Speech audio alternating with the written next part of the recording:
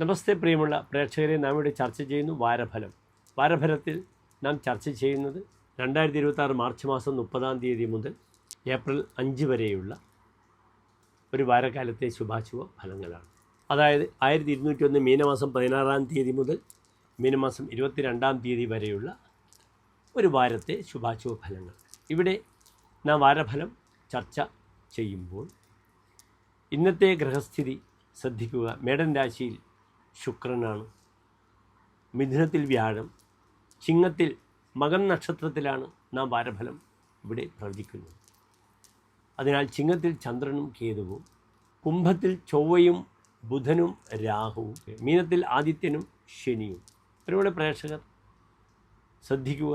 മേടൻ രാശി മുതൽ മീനം വരെയുള്ള 12 രാശിക്കാരുടെ ശുഭാശുഭ ഫലങ്ങളാണ് നാം ചർച്ച ചെയ്യുന്നത്.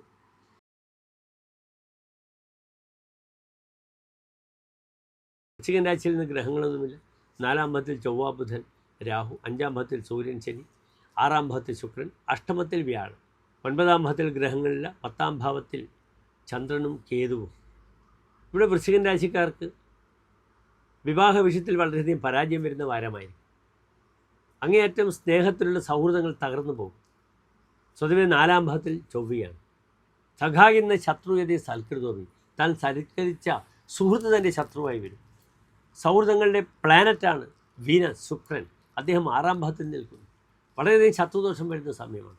നിർബന്ധമായും ഭദ്രകാളി ക്ഷേത്രത്തിൽ വെള്ളിയാഴ്ച അല്ലെങ്കിൽ തൻ്റെ വൃശ്ചികൻ രാശിക്കാർ അവരുടെ നക്ഷത്രം വരുന്ന ദിവസം നിർബന്ധമായും ഭദ്രകാളി ക്ഷേത്രത്തിൽ എന്ത് ചെയ്യണം? ശത്രുസംഹാര കുരുതി ചെയ്യണം, ഗണപതിക്ക് നാളികേരം അടിക്കണം, ശത്രുമുട്ട് ചെയ്യണം.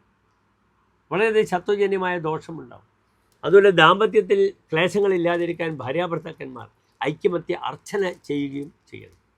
സദാ ദാനവ്യജ്ഞയെ സുധാസിത്ത ശത്രു. അമൃതിൽ കുളിച്ച് ശത്രു ഉണ്ടാകും. 6 ജാതകത്തിലേക്ക് വ്യാഴം വരുന്നു. വ്യയ ശത്രുകോച്ച ഉത്തമോദോ ഭവേദ. ഉത്തമമായ ശത്രുക്കളും ചെലവും ഉണ്ടാകും. അനാവശ്യമായ ധനനഷ്ടം ധാരാളം സംഭവിക്കും. വിപദ്ധ്യത സമ്പാദിതം ജാപികൃത്യം. താൻ പല രീതിയിലും കണക്കൂട്ടിയ കാര്യങ്ങളൊക്കെ നശിച്ചു പോകും.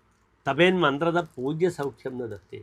മന്ത്രങ്ങൾ ചെല്ലുമ്പോൾ മന്ത്രത്തിനെ കൂടെ ദുഃഖമുണ്ടാകുമെന്നാണ് പറഞ്ഞിരിക്കുന്നത്. മാന്ത്രിക വിഷയത്തിലൊക്കെ വലിയ പരാജയങ്ങൾ വരും. മന്ത്രവാദികൾക്കൊക്കെ ബുദ്ധിമുട്ടുണ്ടാകും. ഫലം പൂർണ്ണതയിലെത്തില്ല. അല്ലെങ്കിൽ വൃശ്ചികൻ രാശിക്കാർക്ക് പ്രാർത്ഥനയിലൂടെ ജപത്തിൻ്റെ പൂർണ്ണത അനുഭവിക്കാൻ കഴിയില്ല. പൂജ്യ സൗഖ്യം എന്നതത്തെ. താൻ ബഹുമാനിക്കുന്ന പൂജിക്കുന്ന ആളുകൾ തന്നോട് ഇടഞ്ഞു നിൽക്കുന്നൊരു സമയം കൂടിയാണ്. അതിനാൽ ഗുരുശാപം, ഗുരുനിന്ദ ഇതൊന്നും വാങ്ങിക്കാതെ നോക്കണം. ഏറ്റവും വലിയ ഗുരു ആരാണ്? മാതാപിതാ, ഗുരു, ദൈവം എന്നാണ്. അച്ഛനും അമ്മയും മുഷിപ്പിക്കാതിരിക്കുക. ഭൂമിപരമായ വിവാദങ്ങൾ വരും. സഹോദരങ്ങളുമായി ബന്ധപ്പെടുന്ന വിഷയത്തിൽ ശ്രദ്ധിക്കണം. ശാരീരികമായി വളരെയധികം ഉദരസംബന്ധമായ രോഗങ്ങളാണ് ഉണ്ടാവുക.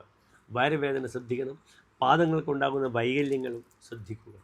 കർമ്മമേഖലയൊക്കെ തന്നെ ശ്രദ്ധിക്കേണ്ടുന്ന ഒരു വാരമാണ്. നന്ദി, നമസ്തേ.